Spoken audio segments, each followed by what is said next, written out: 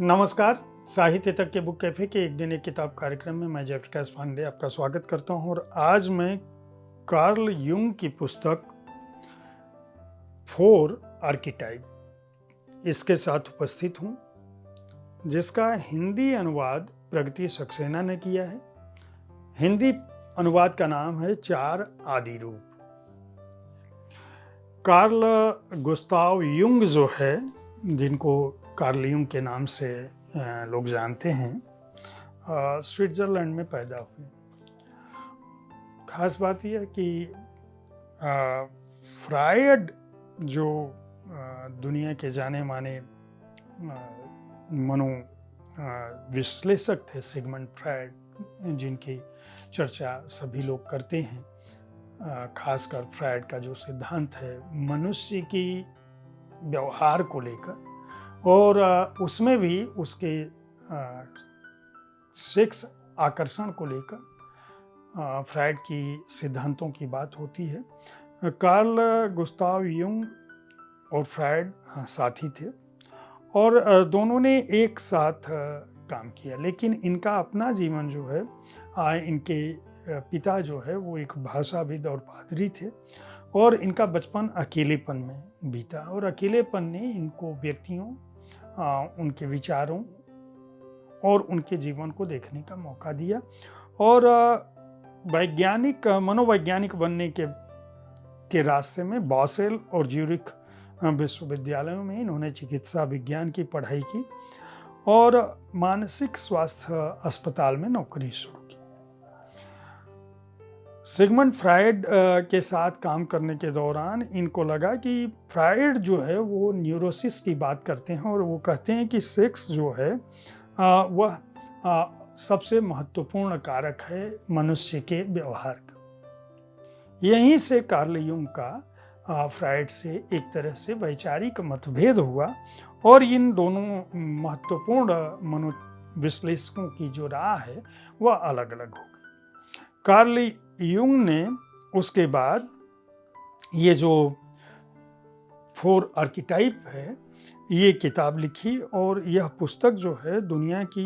सर्वाधिक महत्वपूर्ण पुस्तकों में से एक मानी जाती है, जिसमें उन्होंने दर्शन, मिथक, इतिहास, आस्था और मनोविज्ञान इनके साथ इसको लिखने की कोशिश की। अब ये जो चार भाग हैं मनुष्य के, उसको वो अलग अलग स्वरूप देते हैं, जिसका हिंदी अनुवाद इन्होंने प्रगति सक्सेना ने किया है। माँ आदि रूप के मनोवैज्ञानिक पहलू, उनका कहना है कि जो मदर कॉम्प्लेक्स है वह मदर कॉम्प्लेक्स दरअसल क्या है। उनका मानना है कि ये जो समाज है वो समाज की जो सामूहिक चेतना और अवचेतना है वह दरअसल प्रारब्ध से, जिसको प्रारब्ध वह नहीं कहते हैं, वो कहते हैं कि दरअसल वह हमारे जन्म के साथ ही जुड़ी हुई और ये सार्वभौमिक है। सार्वभौमिक का मतलब हर जगह एक बात है। आपकी शिक्षा दीक्षा क्या होती है, आपके विचार क्या होते हैं, वह अलग विषय है, लेकिन ये केवल धर्म का क्षेत्र नहीं है। उनका कहना है कि ये तुलनात्मक धर्म का क्षेत्र है और इसके चाहे विरोधी मत जितने भी हों, लेकिन जो ईश्वर की परिकल्पना है, चाहे वह ग्रीक के भौतिक दर्शनवादी हों या सार्वभौमिक और सार्वकालिक तत्वों के प्रति काम कर रहे आध्यात्मिक लोग हों, चाहे वो समाज विज्ञानी हों, चाहे वो दार्शनिक हों, चाहे तर्क शास्त्री हों, दरअसल जो चेतना है, जो अवचेतना है और जो जन्मजात व्यक्ति की संरचना है वह सब व्यक्ति को गढ़ती है और इसमें माता पिता की अपनी भूमिका है, लेकिन जो सत्ता मातृ ग्रंथि है उसका अपना एक विशेष महत्व होता है और बार बार इस बात से आप जूझते हो। उनका कहना है कि जीवन की चाहे जितनी भी अवस्थाएं हों, ईश्वर के साम्राज्य की हम जो भी कल्पना करें, स्वर्ग की चाहे परिकल्पना करें या आसमान, पृथ्वी, जंगल, समुद्र की परिकल्पना करें, जो कुछ भी हमारे जीवन में दिखता है, जो मंगल और अमंगल का जो कारक है, चाहे जितनी लोक कथाएं व्याप्त हैं वह सब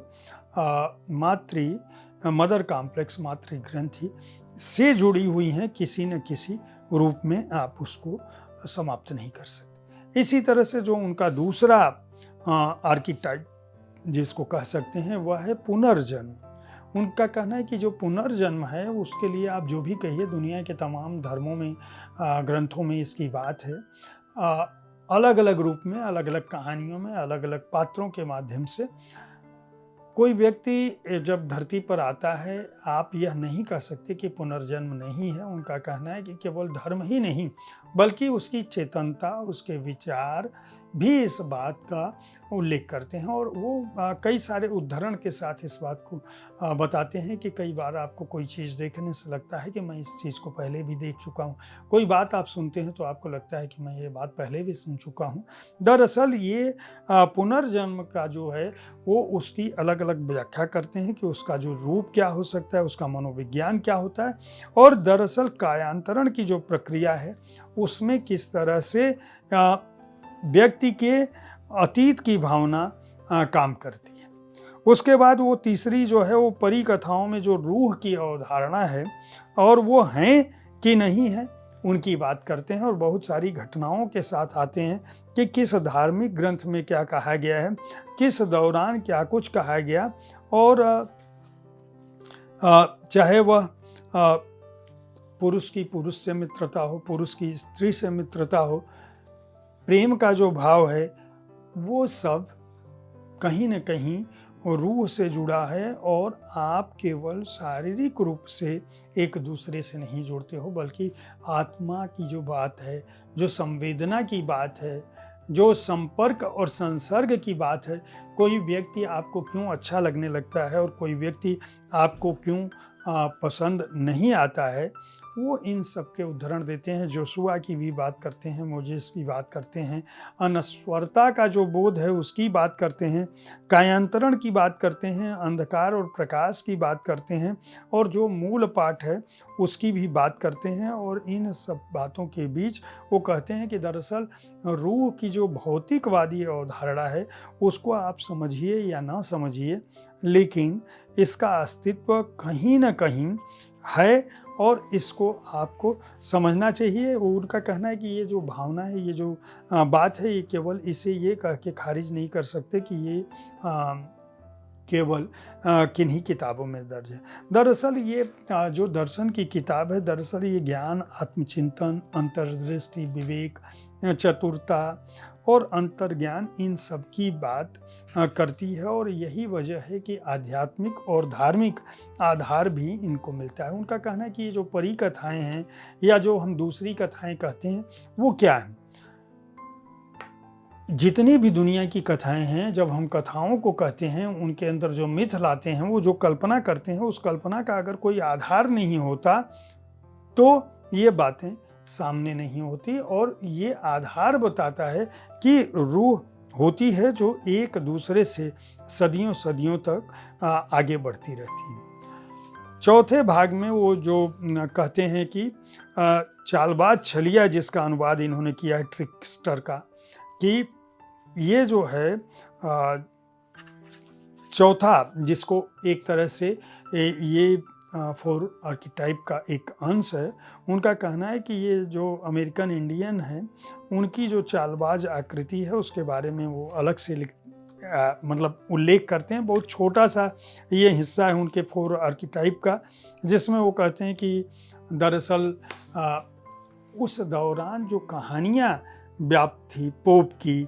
या चर्च की, मध्य युग के आरंभ की, मनुष्य के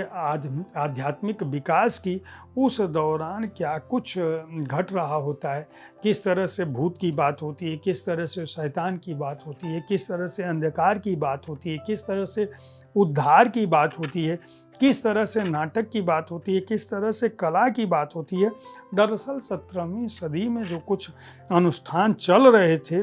उन सब की बात करते हुए, क्रिसमस की बात करते हुए, वो यह मानते हैं कि दरअसल जो आदिकालीन चेतना है, जो बर्बर चेतना का विकास है, वो बहुत आरंभिक स्तर पर अब भी है, जिसको हम कह रहे हैं कि नहीं हम बहुत आगे बढ़ गए हैं। दरअसल वह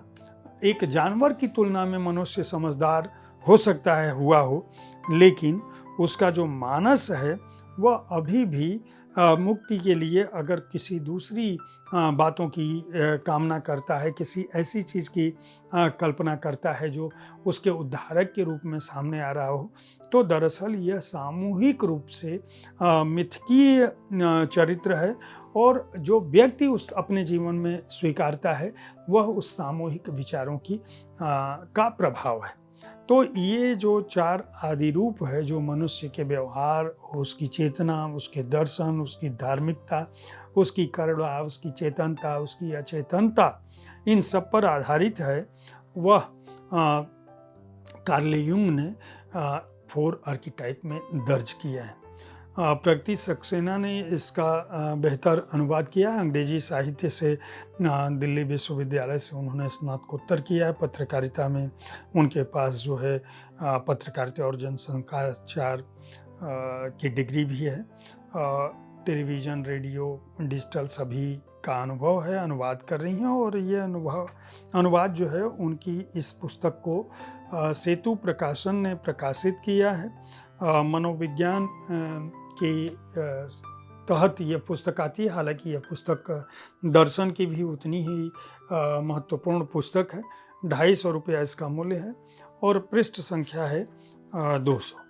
उम्मीद है साहित्य तक का यह एपिसोड आपको पसंद आया होगा। इस कार्यक्रम में आप किस तरह की पुस्तकों की चर्चा चाहते हैं उसके बारे में अपनी राय से हमें अवश्य अवगत करें। हमारी कोशिश होती है कि विविध विधाओं की पुस्तकों के साथ मैं आपके सामने हर दिन पहुंचूं ताकि आप उन पुस्तकों का चुनाव कर सकें जिन्हें आप पढ़ना चाहते हैं।